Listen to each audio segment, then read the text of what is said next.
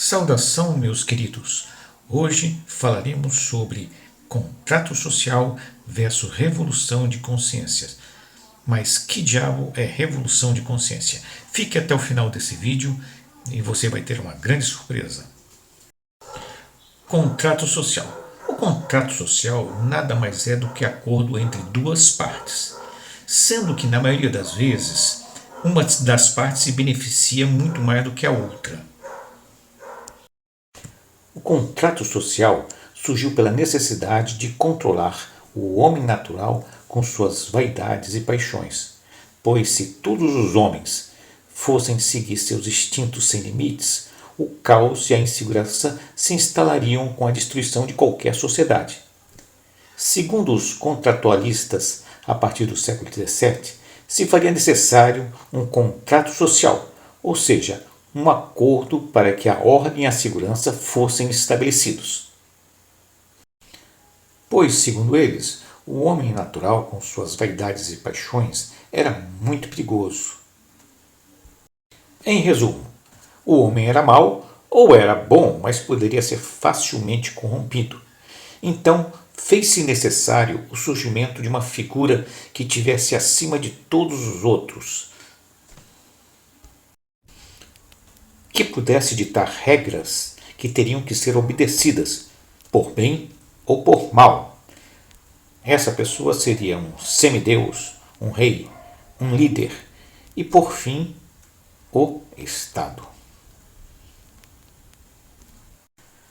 O grande problema é que, muitas vezes, essas regras de convivência não eram justas, mas a aparente ordem e segurança do coletivo se tornavam mais importantes. Isto vai funcionar por um tempo, porém a ganância e a sede de poder inerente ao próprio homem natural vai falar mais alto e um novo contrato social será estabelecido pela força ou por uma nova ideologia. Este ciclo de troca de poder vai se repetir continuamente, pois o homem natural permanece o mesmo, não houve uma evolução de consciência para quebrar este ciclo. Em resumo, o contrato social sempre fez parte do homem natural desde o começo dos tempos. O homem nunca viveu sozinho, sempre procurou um grupo para sua sobrevivência. E dentro desse grupo sempre havia regras, ou seja, um contrato social, determinando quem mandava e quem obedecia. O contrato social sempre existiu na natureza. Você pode observar isso em outras espécies, como a matilha de lobos, o agrupamento de leões, orcas, golfinhos e até mesmo os cachorros. Na prática, vários contratos sociais são assinados sem você perceber. Por exemplo, a família, a escola, o casamento. Cada um desses apresenta regras bem determinadas. Mesmo parecendo algo ruim, os desejos e as vaidades do homem natural são extremamente necessários para a sua sobrevivência e a preservação da espécie. E, ao mesmo tempo, o contrato social, que significa viver em sociedade com regras, também se faz.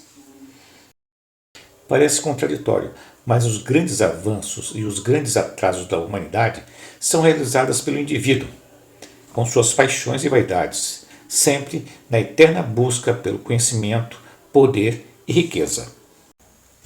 Infelizmente, o coletivo não gera conhecimento.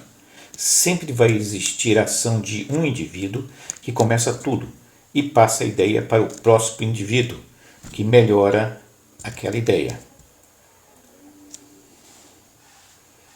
E assim, meu amigo, caminha a humanidade. Então, quem cria é o indivíduo, o coletivo só segue o indivíduo.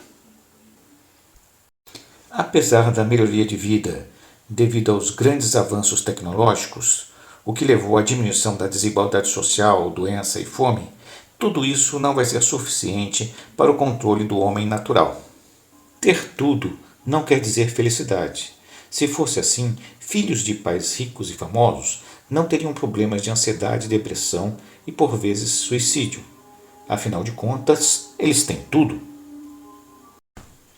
Quem controla o homem natural é sua consciência. Então, falta o principal, uma evolução de consciência. Esta evolução de consciência não pode ser determinada pelo coletivo nem por um contrato social. A evolução de consciência é individual. O indivíduo tem que acreditar que aquilo seja o certo a fazer. Não pode ser forçado por uma ideologia política ou religiosa de um Estado. Mesmo sendo a coisa certa a ser feita, as pessoas fazem pelo medo da punição ou reprovação. Não fazem porque acreditam que aquilo seja o certo. Se você não for uma pessoa boa, você vai para o inferno. E na minha limitada opinião, nenhuma ideologia política ou religiosa está acima da dignidade humana. A justiça e a compaixão têm que ser praticada. Somente um indivíduo tem a chance de fazer uma revolução de consciência. Em resumo, o contrato social não é capaz de fazer a verdadeira evolução de consciência. Só o indivíduo tem esta oportunidade de achar o caminho para a sua própria felicidade.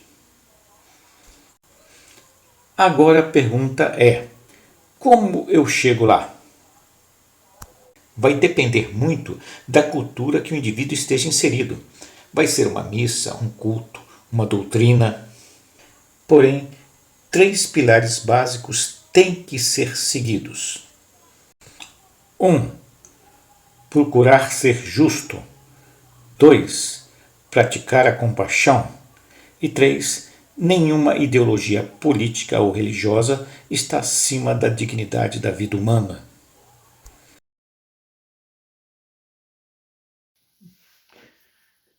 Espero que esses 3 pilares, de alguma forma, possam ajudar você na sua evolução de consciência.